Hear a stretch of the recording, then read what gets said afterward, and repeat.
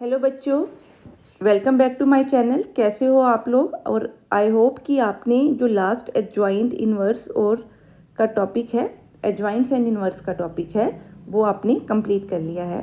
सो आज हम कर रहे हैं इन्वर्स को यूज़ करके और डिटर्मिनेंट को यूज़ करके solution of simultaneously linear equations. आपको पता है लीनियर इक्वेशंस किस फॉर्म में होती है। कुछ अगर आप इस तरह की कोई इक्वेशंस डिफाइन कर दो, ठीक है, up to n variables is equal to b1 आपका क्या है? कांस्टेंट है, ठीक है। सिमिलरली अगर मैं एक और इक्वेशन इस तरह से लिख रही हूँ is equal to b2 and so on, इस तरह से सपोज अगर मेरे पास n वेरिएबल है तो मेरे पास इक्वेशन सॉल्व करने के लिए कितनी होनी चाहिए? n। So I have n equations, ठीक है। तो अब अगर इसको हमने सॉल्व करना है तो हम इसके लिए क्या यूज़ कर रहे हैं? Matrices, determinant and inverse. अगर आप ध्यान से देखो तो क्या आप इसको इस तरह से लिख सकते हो? चेक करके देखिए। इनटू फर्स्ट इक्वेशन के सारे कोफिशिएंट्स हमने फर्स्ट रो में लिख लिए, सेकंड इक्वेशन के सारे कोफिशिएंट मैंने सेकंड रो में लिख लिए, जो थर्ड इक्वेशन होगी उसके सारे कोफिशिएंट मैं थर्ड रो में लिख लूँगी एंड सो ऑन। जो nth रो के nth इक्वेशन के कोफिशिएंट्स है वो मैंने क्या बना दी? nth रो। सिर्फ कोफिशिएंट्स का क्या बनाया? मैट्रिक्स। ये मैट्रिक्स क्या बना? n कॉलम्स n रोज। जो n कॉलम्स हैं वो वेरिएबल्स हैं एक तरह के, मान लीजिए, और रोज क्या है? Number of equations. सो ये क्या बन गया? Square matrix. हाँ जी, इसी मैट्रिक्स को हम क्या बोलते हैं? कोफिशिएंट मैट्रिक्स, क्योंकि इसमें क्या स्टोर्ड है? कोफिशिएंट्स स्टोर्ड है, ठीक है। अगर इस मैट्रिक्स को मैं लिखूं इनटू एक एक्स मैट्रिक्स ले रही हूँ जिसमें क्या स्टोर करी हूँ? x1 x2 up to so on xn। ये क्या है? n क्रॉस 1 का मैट्रिक्स। इन दोनों की प्रोडक्ट लूँ तो मेरा आंसर क्या बन रहा है? ये वेरिएबल्स ले लिए हमने, सब में सेम ही वेरिएबल हैं। पहले में x1 है तो उसको यहाँ लिख लिया, अगली टर्म में x2 है, इसको यहाँ लिख लिया। ये हमने क्या लिया? कॉलम मैट्रिक्स बनाया, ठीक है। x को क्या बनाया? Column matrix is equal to, इधर देखिए क्या नज़र आ रहे हैं? 20। तो 20 को भी मैंने क्या बना दिया? Column matrix.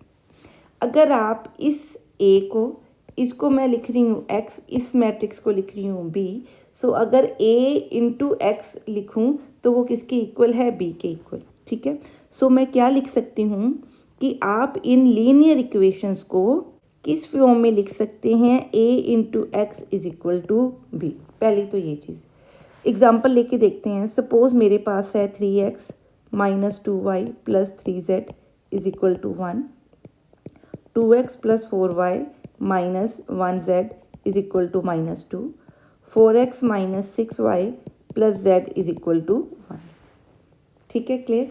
सो अगर ये मेरे पास सेट ऑफ लीनियर इक्वेशंस हैं, कितनी लीनियर इक्वेशन है? 3। वेरिएबल भी कितने हैं? 3।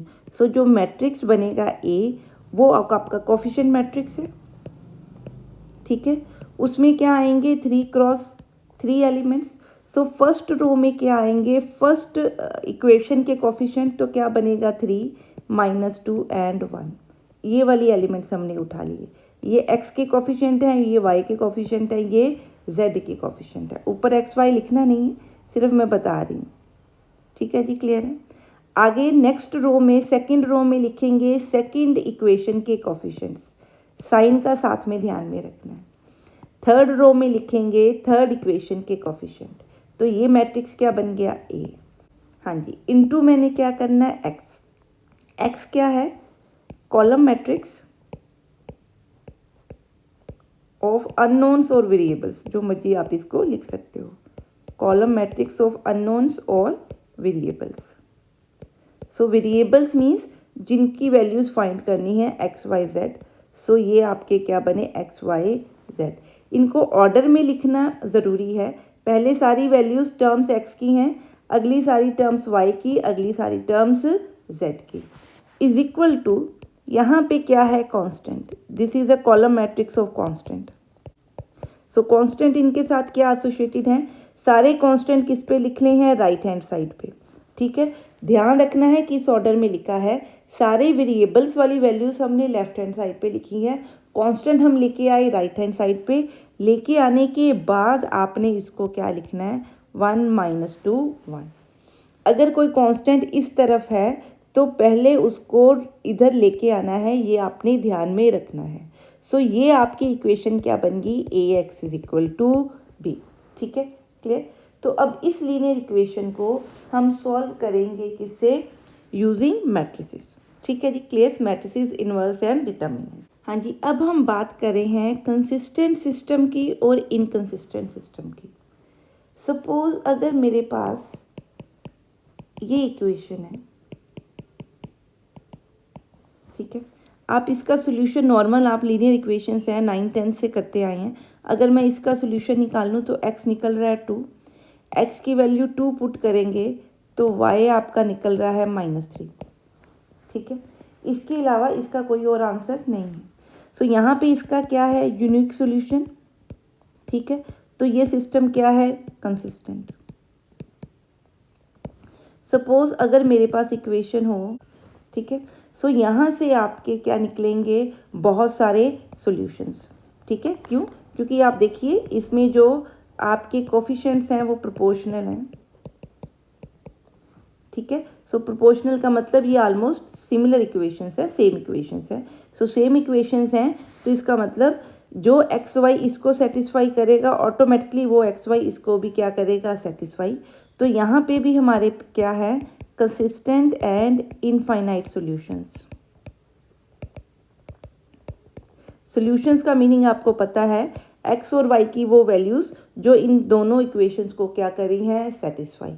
ऐसा कॉन्सेप्ट हमने डिटर्मिनेंट्स में भी पढ़ा।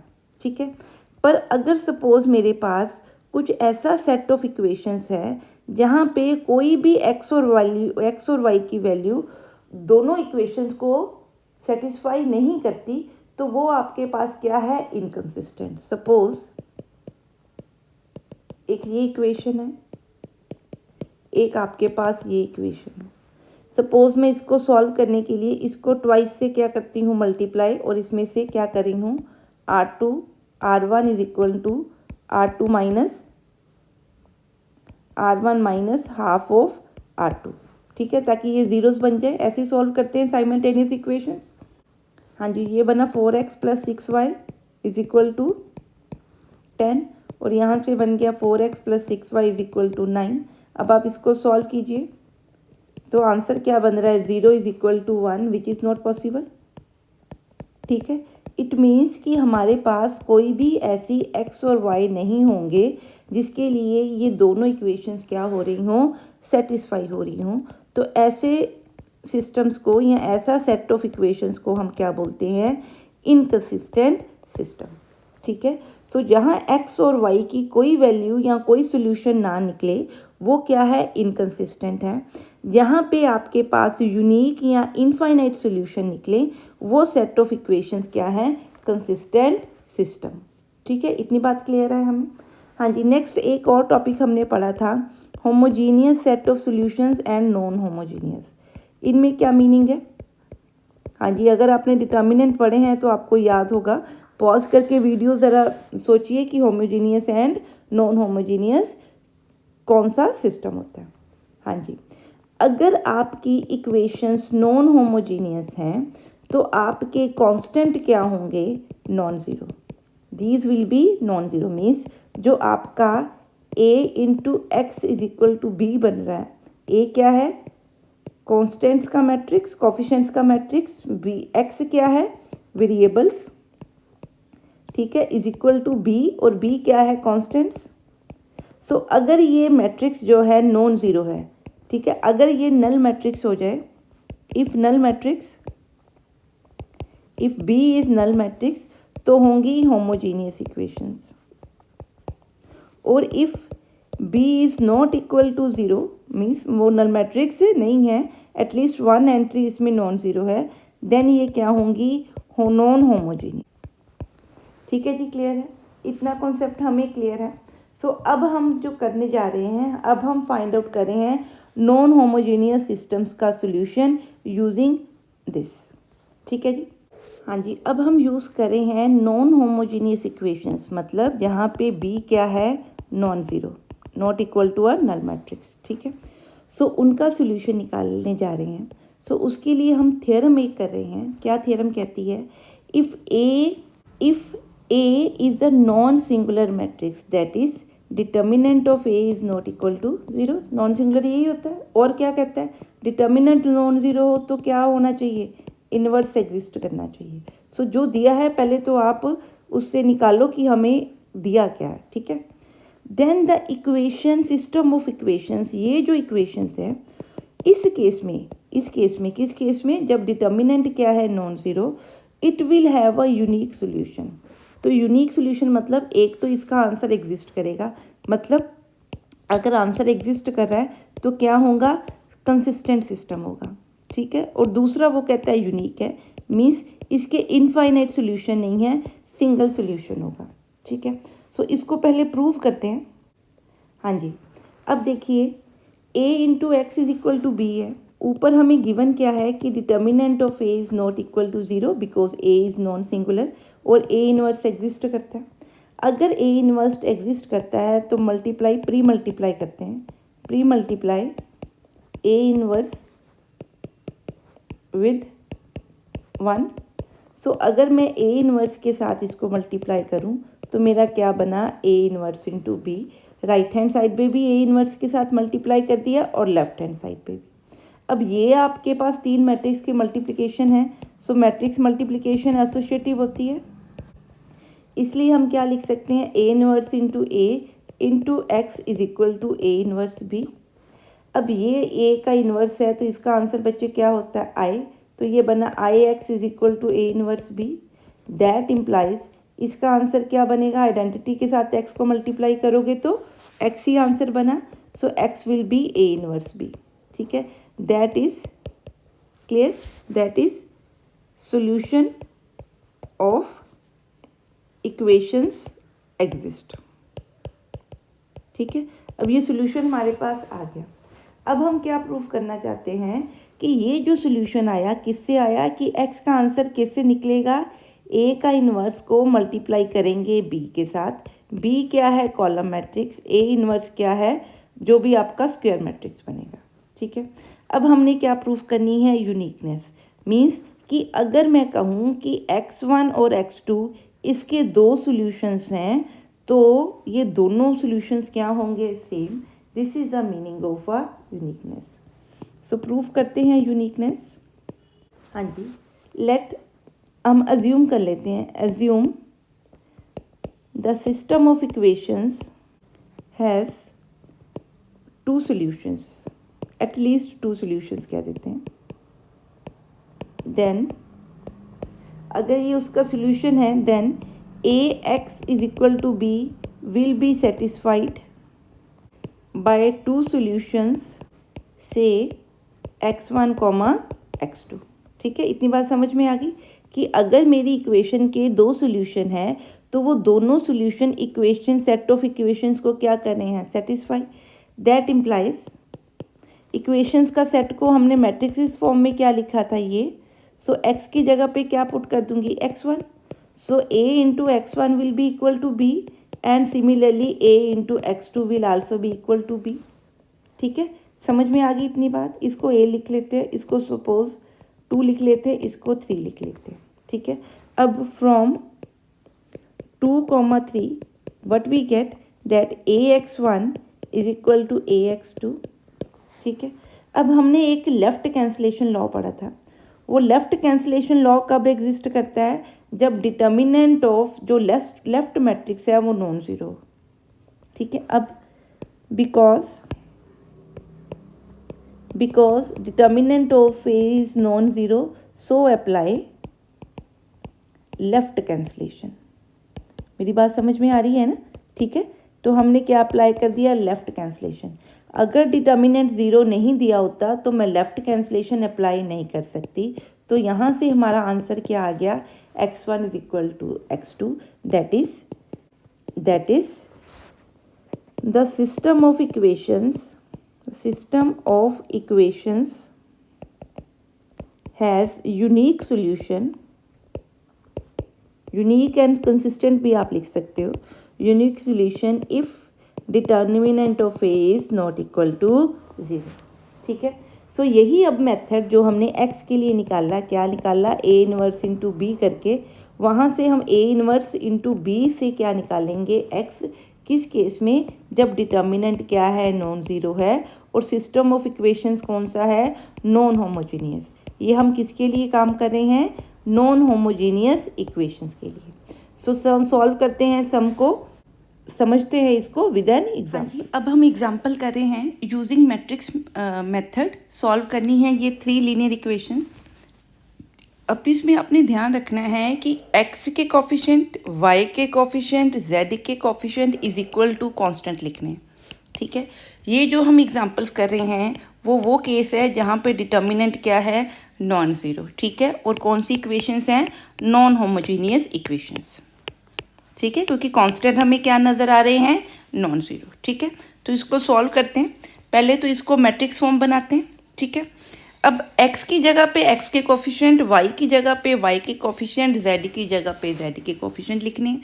सो यहाँ देखिए इस इक्वेशन में x के बाद z है, 0 का कोफिशिएंट, y का कोफिशिएंट नहीं है, तो साथ में हम क्या लिखेंगे, 0y 3z is equal to 11। Similarly इस इक्वेशन में y का और x का कोफिशिएंट है, z का कोफिशिएंट नहीं है, तो इसका मतलब z का कोफिशिएंट क्या हुआ, 0। सो पहले उसको ऑर्डर करेंगे, अरेंज करेंगे, फिर इसको ax is equal to b की फॉर्म में लिखेंगे। सो ये आपका बना कोफिशिएंट मैट्रिक्स। ठीक है, ये आपका वेरिएबल मैट्रिक्स है और ये आपका b क्या होगा, कांस्टेंट ऑफ कॉलम मैट्रिक्स। ठीक है जी, क्लियर है, कॉलम मैट्रिक्स लिखेंगे इसको। ठीक, सो यहाँ पे आएगा आपका 1 2 1 1 0 3 2 -3 0 इंटू एक्स की जगह पे क्या आएंगे, x Y z unknown is equal to constant, क्या कांस्टेंट है, 7 11 sorry it is 1, it is 1, 7 11 and 1। हाँ जी, अब पहले मैंने क्या निकालना है, डिटर्मिनेंट ऑफ ए।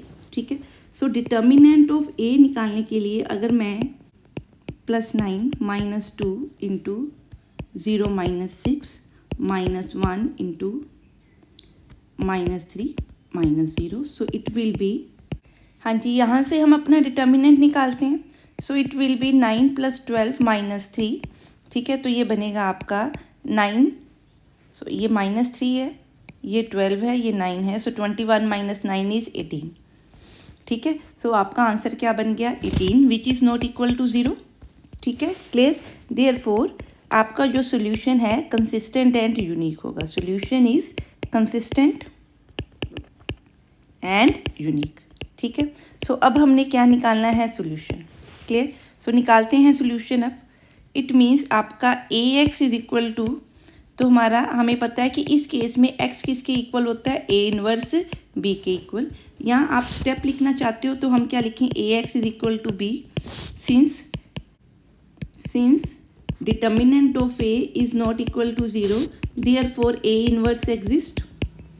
ठीक है, so multiply on the left multiplication by a inverse, तो क्या लिखेंगे, left multiplication by a inverse, by a inverse. ठीक है, तो यहाँ से आप सॉल्व करोगे तो x आ जाएगा। हाँ जी, हमने इसको सबको ऊपर लिख लिया जो जो हमें पता है। ठीक है, अब हम निकालना चाहते हैं a इनवर्स, क्योंकि हमें पता है कि x किसके इक्वल होगा, a इनवर्स इंटू b के इक्वल। सो a इनवर्स निकालने के लिए या तो मैं आइडेंटिटी वाला मेथड यूज़ कर सकती हूँ, ठीक है, जिसमें हम ट्रांसफॉर्मेशंस यूज़ कर सकते हैं।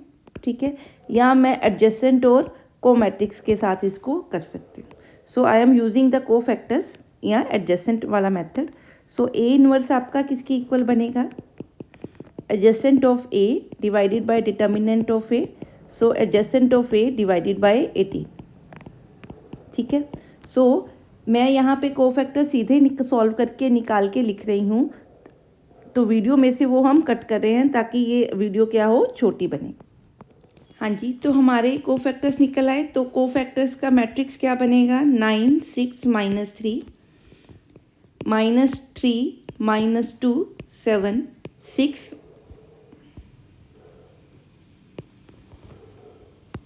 6 -2 -2।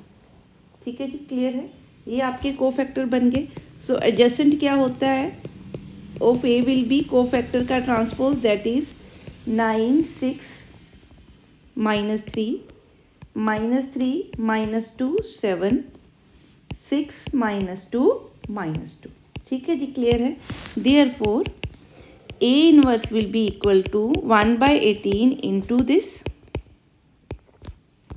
1 मिनट यहाँ इरेज कर देते हैं इसको। सो आपका x is equal to A inverse into B is equal to adjacent of A over determinant of A into क्या लिखेंगे B।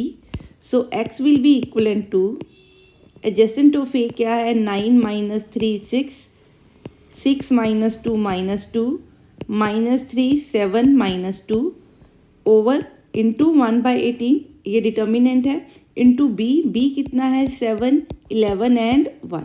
सो 1/18 को बाद में सॉल्व करते हैं, पहले हम इसकी क्या निकालते हैं product. So x will B 1/18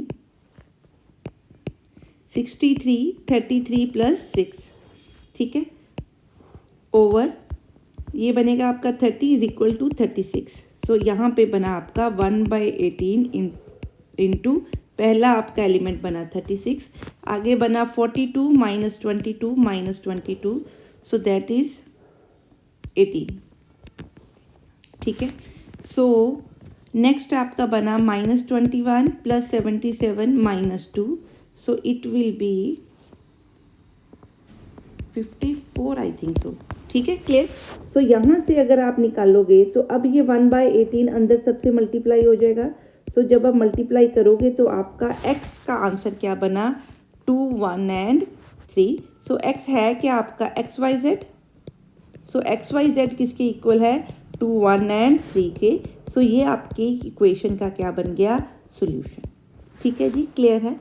सो ये हमने क्या क्वेश्चन किया, जब डिटर्मिनेंट नॉन ज़ीरो है तो सिस्टम कंसिस्टेंट भी होगा और उसका यूनिक सॉल्यूशन भी होगा। हाँ जी, नेक्स्ट करते हैं। हाँ जी, हमने पीछे एग्जांपल क्या की, when determinant is non zero. ठीक है, तो हमारे पास क्या था यूनिक कंसिस्टेंट सॉल्यूशन।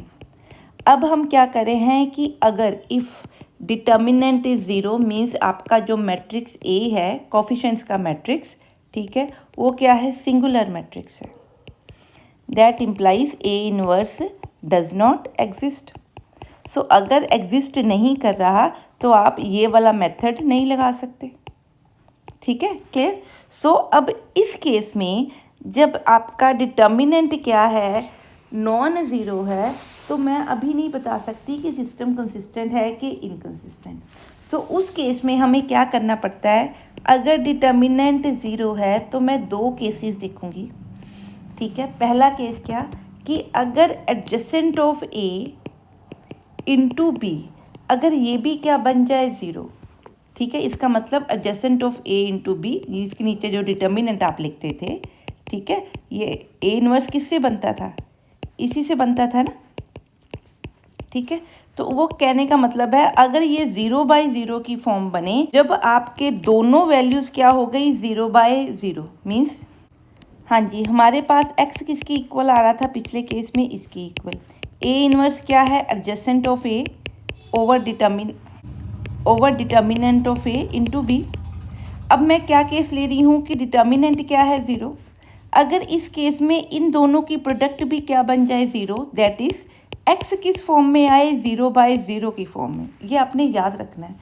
x किस में आए 0/0 की फॉर्म में, तो आपका जो सिस्टम है वो कंसिस्टेंट भी होगा। ठीक है, और उसके क्या होंगे इनफाइनाइट सॉल्यूशन।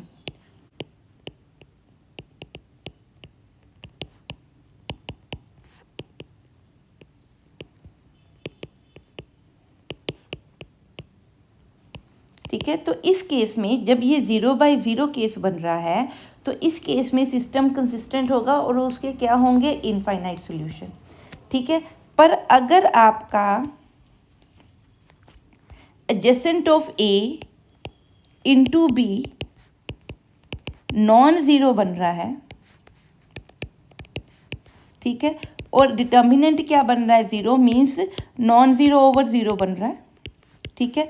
इस केस में डेफिनेटली सिस्टम क्या है, इनकंसिस्टेंट, मीन्स उस सिस्टम का कोई भी सोल्यूशन नहीं होगा, ठीक है जी, क्लियर है। सो अब हमने देखना है कि अगर तो डिटर्मिनेंट ज़ीरो है और ये नॉन ज़ीरो है तो डेफिनेटली इनकंसिस्टेंट है, नो सोल्यूशन, कोई बात ही नहीं।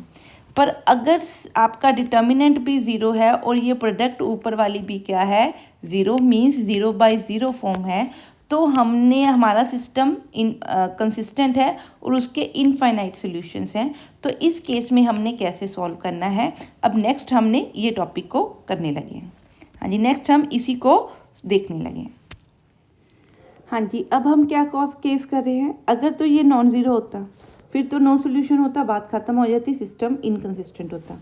जब दोनों ज़ीरो हैं तो क्या है, इनफाइनाइट सॉल्यूशंस है। सो इस केस में हमने फर्दर कैसे जाना है, ऐसा कॉन्सेप्ट हमने डिटर्मिनेंट में भी किया था, सेम ही चीज़ है। तो हमने क्या करना है, एक वेरिएबल को ओमिट कर देना है, मीन्स लेट पुट किसी भी एक वेरिएबल को, वेरिएबल x और y और z, किसी एक को क्या पुट कर दो, k, ठीक है, and find x y in terms of k, ठीक है। सो इस केस में क्या हो गया, वन वेरिएबल आपका क्या हो गया, रिमूव, वन वेरिएबल ओमिट हो गया, कितने वेरिएबल रह गए, टू वेरिएबल्स आर लेफ्ट,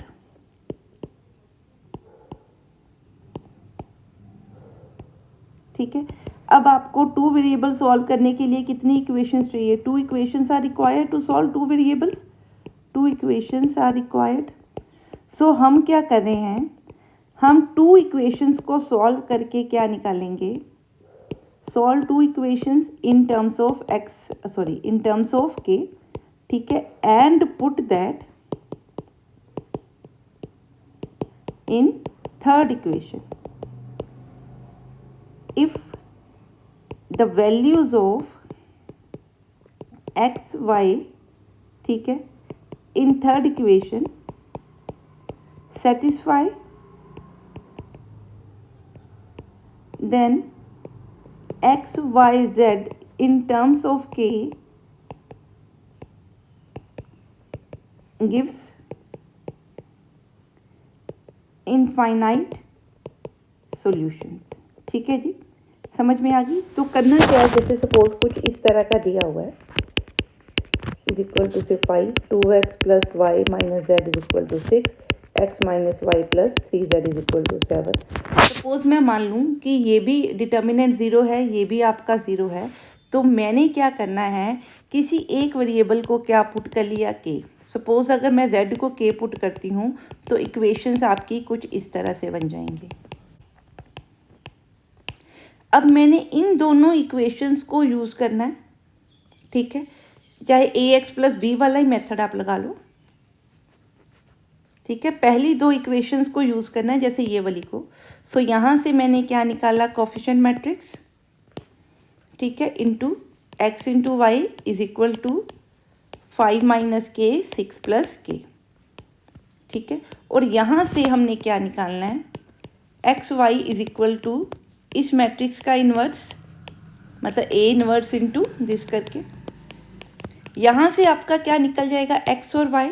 सो जो आपका x और y यहाँ से निकला उसको ये इक्वेशन जो हमने यूज़ नहीं की उसमें पुट करके देखेंगे, ठीक है। तो वहाँ से आपका x और y कॉमा ये आपकी वैल्यूज़ निकल जाएंगी, ठीक है जी, क्लियर है। सो अगर ये थर्ड इक्वेशन सेटिस्फाई हो गई इन वैल्यूज़ के लिए तो मैं बोलूँगी कि जो ये हमारे x y z in terms of k निकले हैं, ठीक है, वो सारे क्या हैं, गिव्स इनफाइनाइट सॉल्यूशन, ठीक है, समझ में आ गया।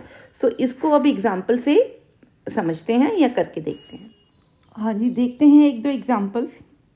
तो पहली एग्जांपल है, use matrix method to find if the system of equations, ये इक्वेशंस का दी हुई हैं दो आपको। सो ये चेक करना है कंसिस्टेंट बनती है कि इनकंसिस्टेंट। सो पहले हमें क्या निकालना पड़ेगा, इसको निकालना पड़ेगा मैट्रिक्स फॉर्म में। So A will be equal to 4 minus 2 6 and minus 3, X will be X Y. हाँ जी, तो बी आपका बना 3 इंटू 3 5, ये कॉलम मैट्रिक्स है। तो पहले हम निकालते हैं डिटर्मिनेंट ऑफ ए। देखिए डिटर्मिनेंट ऑफ ए क्या बन रहा है, 0, ठीक है। सो अगर नॉन ज़ीरो होता तो यूनिक सोल्यूशन होता, ठीक है। तो अब ये 0 है तो हमें क्या निकालना पड़ेगा, adjacent of A into B. तो पहले निकालते हैं एडजेसेंट ऑफ ए, तो उसके लिए पहले कोफैक्टर निकालते हैं। C matrix of cofactors of A. हाँ जी, तो ये देखिए 4 का कोफैक्टर क्या बनेगा, -3। -2 का कोफैक्टर क्या बनेगा, 6। 6 का कोफैक्टर बनेगा, सॉरी -6। 6 का कोफैक्टर बनेगा 2 एंड -3 का कोफैक्टर बनेगा 4। ठीक है, क्लियर है। ये हमारे कोफैक्टर्स बन गए। हाँ जी, तो एडजेसेंट ऑफ ए हमारे पास क्या आ गया, C transpose that is equal to -3, 6, 2 and 4।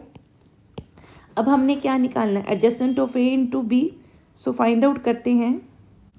Adjacent of A into B will be equal to -3 2 -6 4।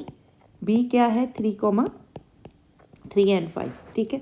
So multiply करें, ये बना -9 + 10 और ये बना आपका -18 + 10 दैट इज 10 -18 + 20 सॉरी। सो ये बनेगा आपका 1 एंड 2, ठीक है। इट मीन्स ये प्रोडक्ट नॉन ज़ीरो है। सो जब भी non zero by zero form हो तो क्या लिखेंगे, since determinant of A is equal to 0 and adjoint of A into B is not 0। So system क्या है, system is inconsistent, so no solution. ठीक है जी, क्लियर है। अब नेक्स्ट सम करते हैं। हाँ जी, अब इस सम को सॉल्व करना है मैट्रिक्स मेथड से। पहले तो चेक करना पड़ेगा कंसिस्टेंसी के लिए, ठीक है। सो पहले ए हमारे पास इस केस में क्या है, 2 - 1 3, 3 2 -1 4 5 -5। एक्स क्या है हमारे पास, एक्स वाई जेड, और बी हमारे पास क्या है, 5 7 9। सो पहले मैं फाइंड आउट कर रही हूँ डिटर्मिनेंट ऑफ ए, ठीक है। So determinant of A will be, हाँ जी, ये हमारा डिटर्मिनेंट निकला। सो डिटर्मिनेंट 0 है, इसलिए मेरे को चेक क्या करना पड़ेगा, कंसिस्टेंसी या कंसिस्टेंसी के लिए adjacent of A into B. So पहले निकालते हैं एडजेसेंट ऑफ ए, तो उसके लिए पहले हम कोफैक्टर निकालते हैं। सो निकालते हैं जी कोफैक्टर 1 का, 1 1 का। सो इट इज़ -10 -5, ठीक है। इस तरह से बाकी भी कोफैक्टर निकाल लेते हैं। हाँ जी, ये हमारे कोफैक्टर्स बन गए। मैं इन कोफैक्टर से सीधा ही एडजेसेंट मैट्रिक्स बना रही हूँ। सो दैट विल बी, इनको लेंगे सीधा कॉलम वाइज, तो ये आपका क्या बन जाएगा, एडजेसेंट मैट्रिक्स।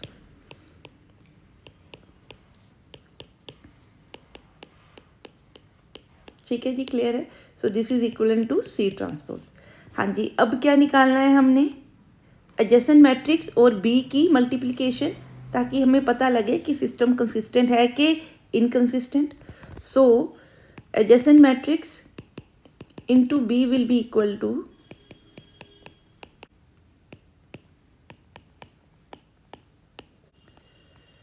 हाँ जी, वैसे आप देखिए एडजेसेंट मैट्रिक्स में जो रोज़ है ना आपकी सेम बन रही है, अगर आप बीच में से कॉमन वैल्यूज़ ले लो, अगर आप इसका डिटर्मिनेंट निकाल लो तो।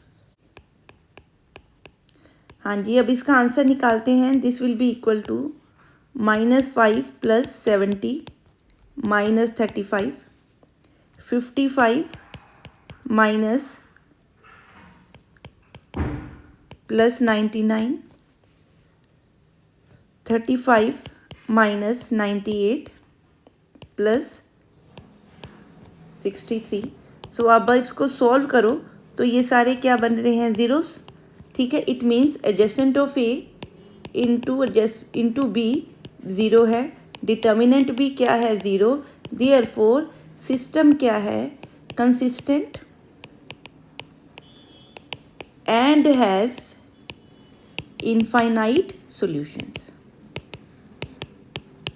ठीक है, क्लियर है। तो अब इनफाइनाइट सॉल्यूशंस के लिए इसको सॉल्व करते हैं।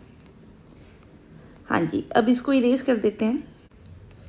सो क्योंकि इसके इनफाइनाइट सॉल्यूशन है तो हमने क्या किया था, किसी एक वेरिएबल को क्या मान लें, कोई random answer. So let z is equal to क्या पुट कर दूं, k। सो इन इक्वेशंस में z की वैल्यू k पुट करूं तो 2x माइनस वाई आएगा 5 minus 3k, 3x plus 2y आएगा 7 plus k, 4x plus 5y बनेगा 9 प्लस 5k। ठीक है जी, क्लियर।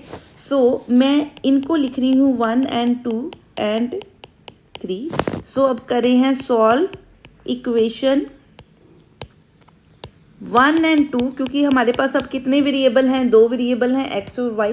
सो 2 इक्वेशन से इसको सॉल्व करेंगे और थर्ड इक्वेशन में पुट करके देखेंगे। Solve equation 1 and 2 using matrix method. ठीक है, तो इसके लिए देखिए ये 2 इक्वेशंस ले रही हूँ तो कोफिशिएंट क्या बने, 2 माइनस 1 3 2। वेरिएबल मैट्रिक्स क्या बना, एक्स वाई। एंड अब कांस्टेंट क्या बन रहे हैं, 3 माइनस 5 माइनस 3 के 7 प्लस के। ठीक है, ये आपका a है, ये x है, ये b है। सो हमारा x का आंसर क्या बनेगा, a इनवर्स b। ठीक है, सो पहले मैं क्या निकालूँ, a inverse. So a inverse के लिए मेरे को कोफैक्टर निकालने पड़ेंगे। यहाँ निकालते हैं कोफैक्टर्स ऑफ a। ठीक है, डिटर्मिनेंट ऑफ a, इसको हम ले रहे हैं a। So determinant of a लिख लीजिए, a डैश लिख लीजिए, that is 4 plus 3 is equal to 7। So cofactors निकालते हैं। सो C11 का कोफैक्टर देखिए 1 बनेगा, 2 बनेगा। C12 का कोफैक्टर -3 बनेगा। 321 का कोफैक्टर +1 बनेगा और C22 का फैक्टर 2 बनेगा। हाँ जी, ये हमारे कोफैक्टर आ गए। तो हम यहाँ से एडजेसेंट मैट्रिक्स बनाते हैं। क्या बनेगा, 2 माइनस 3 1 and 2। ठीक है, क्लियर क्लियर। तो ये हमने एडजेसेंट मैट्रिक्स बना लिया। सो इनवर्स आपका क्या बना, इज इक्वल टू एक्स क्या बना, adjacent matrix of A over determinant of A, that is 2 1 minus 3 2 divided by 7 into into क्या है, बी इंटू बी। तो बी मेरे पास क्या है, 5 माइनस 3 के 7 प्लस के। तो इसको सॉल्व करते हैं। हाँ जी, ये बन गया आपका 10 माइनस 6 के प्लस 7 प्लस के। यहाँ से बन गया -15 माइनस प्लस 9 के प्लस 14 प्लस 2 के। ठीक है, तो यहाँ से आपकी क्या आंसर बन रहे हैं, एक्स एंड वाई के। सो एक्स एंड वाई बना 17 माइनस 5 के और 11 के प्लस 9। ठीक है जी, हमारा ए इनवर्स बना 1/7 इंटू 2 1 माइनस 3 2 एंड 5 माइनस 3 के इंटू 7 प्लस के। ठीक है, अब इसको हम सॉल्व करते हैं। तो x हमारा बनेगा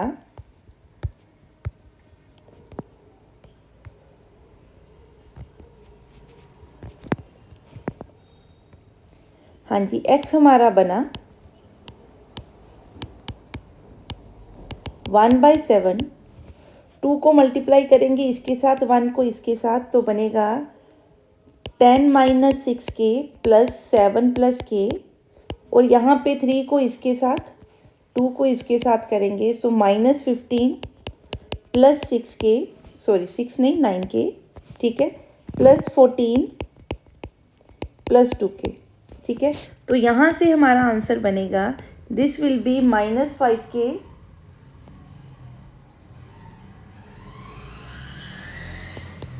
प्लस 17 ओवर 7 बन जाएगा, 7 अंदर ले गई। और यहाँ से आपका बना 11 के -1/7। ठीक है, सो ये आपके क्या बन रहे हैं, x and y.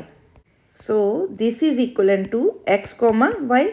So x बन गया आपका -5 के प्लस 17/7 और y बना 11 के -1/7। So put in equation third, कि वो थर्ड इक्वेशन को सेटिस्फाई करता है कि नहीं। सो इस थर्ड इक्वेशन में x और y की हम वैल्यूज़ को क्या कर रहे हैं, पुट।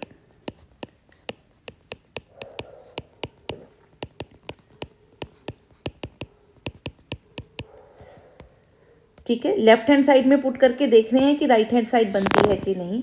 तो ये बना -20k प्लस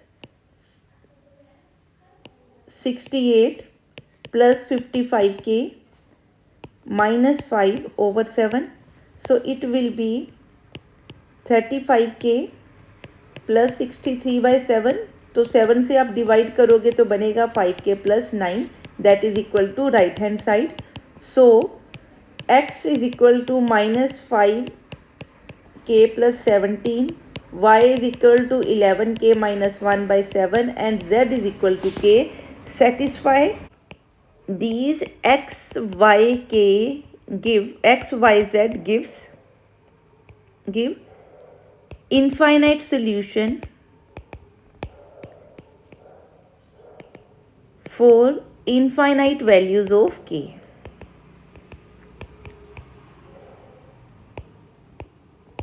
ठीक है जी। सो जहाँ पे सिस्टम कंसिस्टेंट डिटर्मिनेंट्स आपके और ज्वाइंट आपका दोनों ज़ीरो है, तो वहाँ पे हमने एक वेरिएबल को k पुट करके दो इक्वेशंस को यूज़ करके बाकी दो वेरिएबल निकालने हैं और इन तीनों वेरिएबल का आंसर थर्ड इक्वेशन में पुट करके देखना है। अगर वो थर्ड इक्वेशन को भी सेटिस्फाई कर रहा है तो ये जो हमने x, y, z in terms of some k निकाले वो हमें क्या देंगे, इनफाइनाइट सॉल्यूशंस। हाँ जी, अब हम नेक्स्ट जो कर रहे हैं, हम क्या कर रहे हैं, solving a system of linear equations when inverse of the coefficient matrix. जो ये कोफिशिएंट मैट्रिक्स आप निकालते हो, इसका जो इन्वर्स है वो किसी रिलेशन से आप क्या करते हो, ऑब्टेन करते हो। तो इस कॉन्सेप्ट को समझते हैं विद एन एग्जांपल। हाँ जी, अब ये देखते हैं कि हमें ए मैट्रिक्स दिया हुआ है, हमने ए का इन्वर्स फाइंड आउट करना है और सॉल्व करनी है लीनियर इक्वेशन। अगर आप इस लीनियर इक्वेशन को देखो तो ये क्या बन रही है, 1 2 1 -1 1 1 1 -3 1। ठीक है, ये बना आपका ए डैश लिखेंगे क्योंकि ये यहाँ पे ए था। ठीक है, यहाँ पे क्या बना, x y z is equal to b 402। अब आप इसमें और इसमें देखो रिलेशन क्या है। सो ये एक्चुअली क्या है, ए ट्रांसपोज है। ठीक है, सो मैं एक्चुअली ए इनवर्स और ए ट्रांसपोज का क्या निकालना चाहती हूँ, इनवर्स। ठीक है, तो यहाँ पे मेरे को ए का इन्वर्स अगर मैं निकाल लूँ तो मैं ए ट्रांसपोज मीन्स इसका भी तो इन्वर्स चाहिए होगा। ठीक है, सो ए ट्रांसपोज का इन्वर्स निकाल लूँ तो क्या बनेगा, A inverse of transpose. It means अगर मैं ए का इन्वर्स निकाल लूँ और उसको क्या कर दूँ, ट्रांसपोज, तो इसका आंसर मिल सकता है। ठीक है, बस इतना सा ही ग्लिच है इसमें, और कुछ नहीं करना। ठीक है, सो पहले निकालते हैं ए का डिटर्मिनेंट एंड कोफैक्टर। मैं सीधा निकाल के ए इन्वर्स लिख रही हूँ। हाँ जी, मैं ए को पहले सॉल्व कर रही हूँ। ए का डिटर्मिनेंट हमने निकाल लिया हुआ है 10 और इसकी जो कोफैक्टर का मैट्रिक्स है वो ये बन रहा है। सो ए इन्वर्स अगर मैं निकालना चाहूँ तो क्या बनेगा, adjacent of A divided by determinant of A, that is C transpose. Adjacent क्या होता है, सी ट्रांसपोज ओवर ए। सो ये आपका बना 4 -5 1 2 0 -2 2 5 3 इंटू 1/10। ठीक है, तो ये मेरे पास क्या बन गया, ए इनवर्स। ये हमारे पास क्या बन गया, ए इनवर्स हमने निकाल लिया। अब हमने इसके बाद क्या करना है, सॉल्व करना है किसको, इन इक्वेशंस को। ठीक है, मैं बाकी इरेज कर रही हूँ यहाँ से। हाँ जी, और यहाँ से अभी हमने बना के देखी थी, जो ये इक्वेशन बन रही है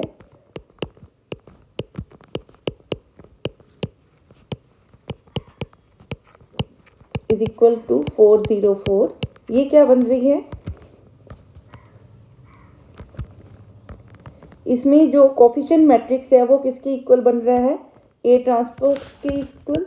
सो coefficient matrix is equivalent to A transpose, therefore determinant A inverse of coefficient matrix will be equal to, sorry, inverse of coefficient matrix लिखेंगे।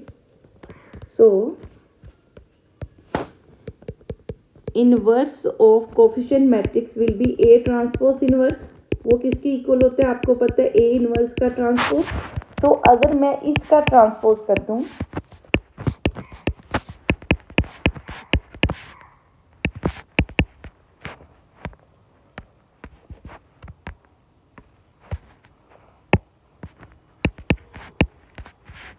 ठीक है, तो ये किसका बन गया, इस कोफिशिएंट्स के इन्वर्स का ट्रांसपोज, ठीक है, 1/10। ठीक है, अब हमें पता है कि जो डिटर्मिनेंट ऑफ ए है वो हमने क्या निकाला था, 10। डिटर्मिनेंट ऑफ ए 10 है, ठीक है, और हमें पता है कि determinant of transpose is equal to determinant of A is equal to 10, non zero है। तो ये जो इक्वेशंस हैं has unique solution, equations have unique solution.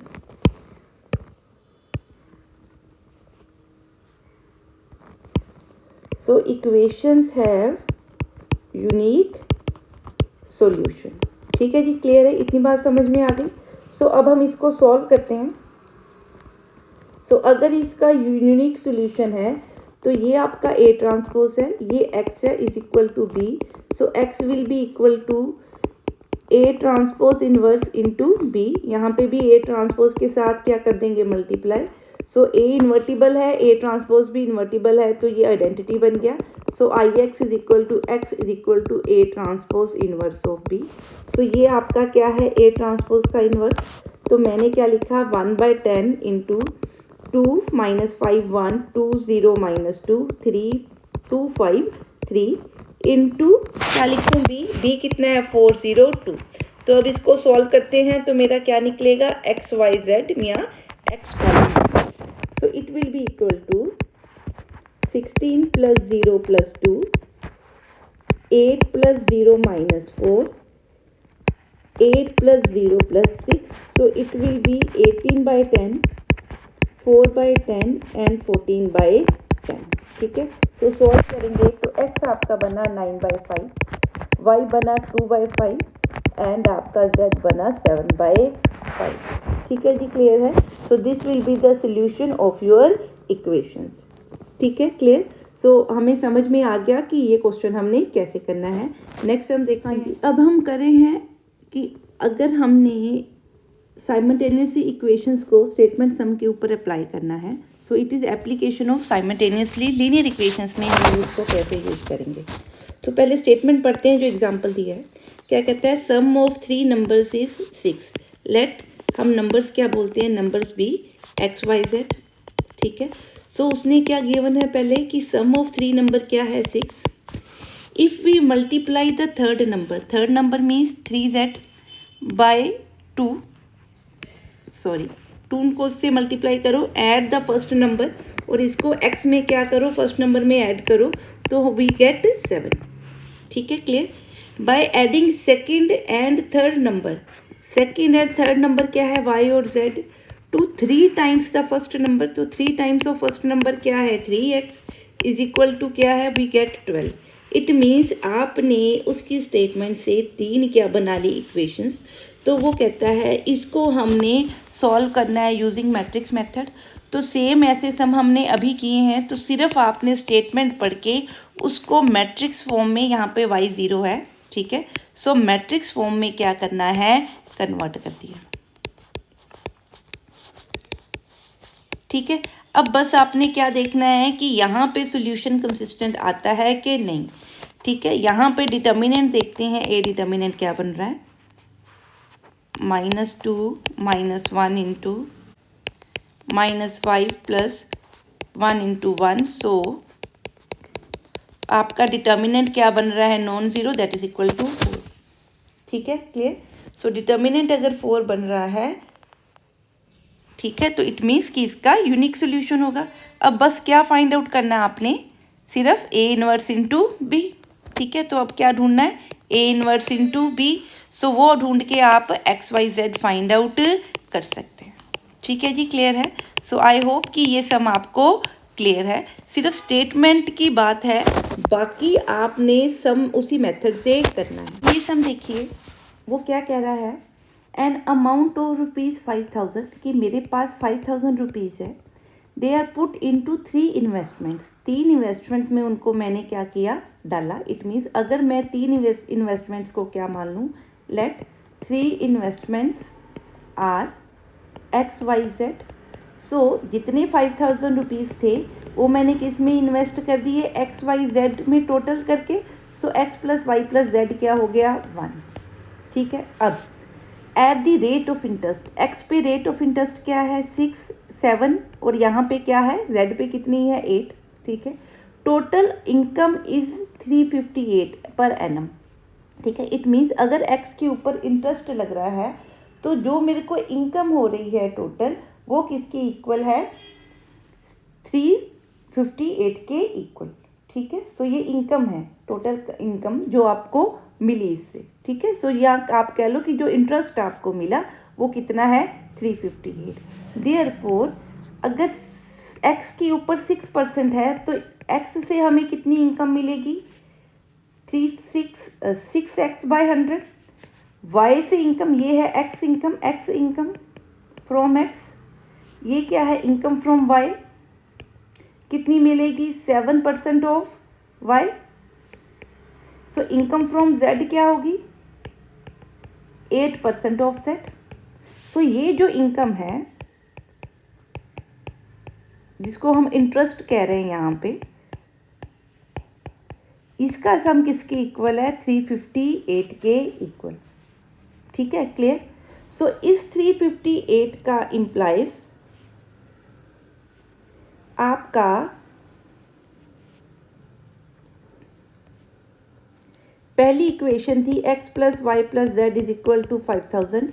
Second equation यहाँ से मिली 6x + 7y + 7y + 8z = 35800, ठीक है। अब if the combined income of the first two investment, first investment की इनकम थी 6x + 100, सेकेंड इन्वेस्टमेंट की इनकम क्या है 7x + 100, ठीक है, क्लियर।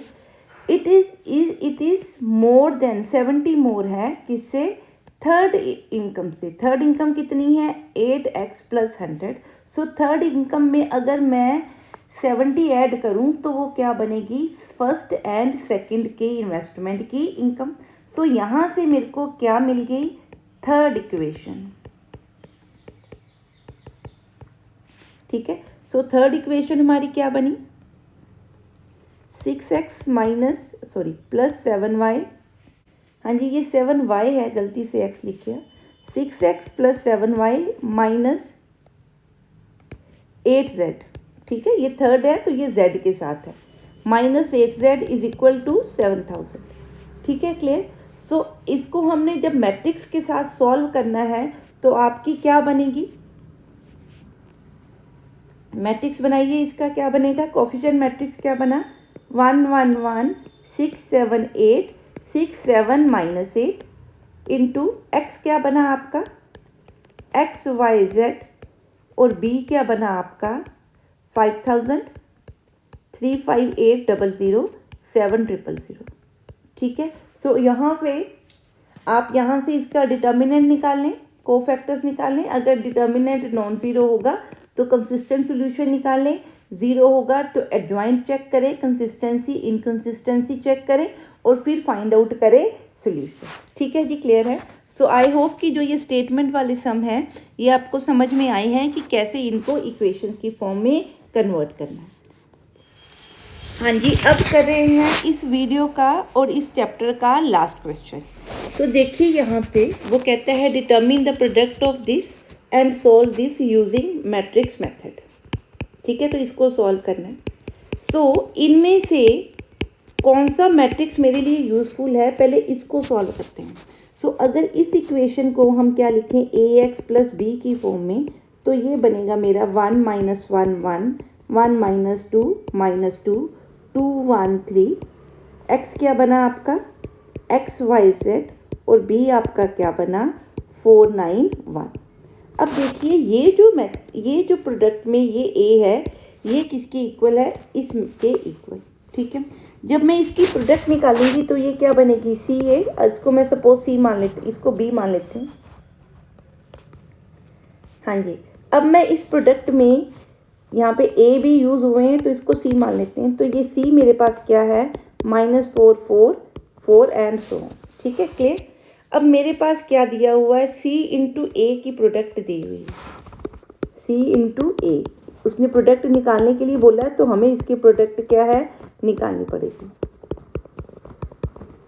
× ए,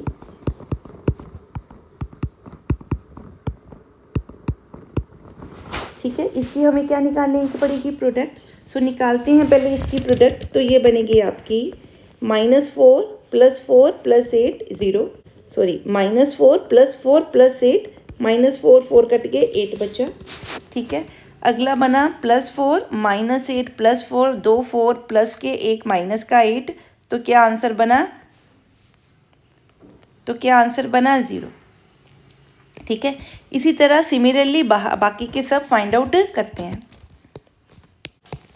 हाँ जी, आपका सॉल्व करके आंसर बन रहा है ये।